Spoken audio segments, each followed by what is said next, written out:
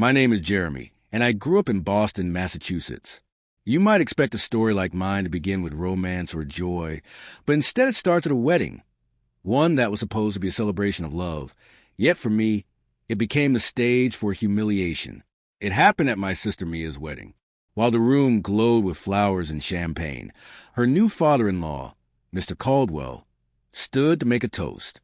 He lifted his glass, his words dripping with mock sincerity. "I just hope this marriage brings some stability to your family," he announced, pausing for effect. God knows she didn't get that from him. The crowd fell silent. A few uneasy chuckles broke out, but the air felt heavy.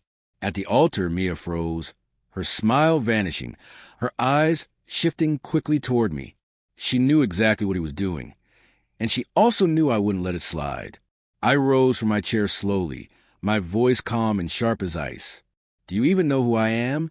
Mr. Caldwell's face drained of color. 147 pairs of eyes turned on us. I let the silence hang before taking everyone back to where it all began. Mia was just 8 years old when our mother overdosed in the next room. I was 18. I lied to social workers, signed her school documents, and made her believe nothing could touch us.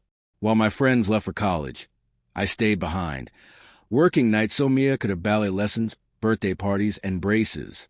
I wanted her life to be soft, even if it meant mine had to stay hard. People like Mr. Caldwell never understood sacrifices made in silence. I first met him 6 months earlier, when Mia invited me to dinner at their family estate. He looked at me like I was a stray dog dirtying his spotless home. I had worn a tailored suit, yet his eyes ran over me with a smirk. "And what exactly do you do?" he asked. "I run a few companies," I replied. "Ah, self-made," he said dismissively, glancing at my shoes. "That explains those." He wouldn't know Italian leather if it were on his own feet. Still, I held my tongue. He wasn't worth the energy. The second time we met, Mia sat in my apartment sobbing. Caldwell had told her she wasn't fit to be a bride, and that letting me walk her down the aisle would make their family look low. That was the moment something in me hardened. Mia swore she wouldn't marry without me at her side. I promised her then, "We'll give them a wedding they'll never forget." After that night, I began digging into Caldwell's world. His companies were built on shaky ground, bloated valuations, risky plays, questionable ethics. Quietly, I bought shares in 3 of his biggest suppliers. With the right nudges, I caused delays, shortages, and headlines that cut his stock value by 7%. Then I spread word of a possible SEC audit. Investors panicked. Meanwhile, Caldwell smiled for cameras and shook hands with politicians, pretending nothing was wrong. Now, standing at the wedding, I watched him squirm under my question.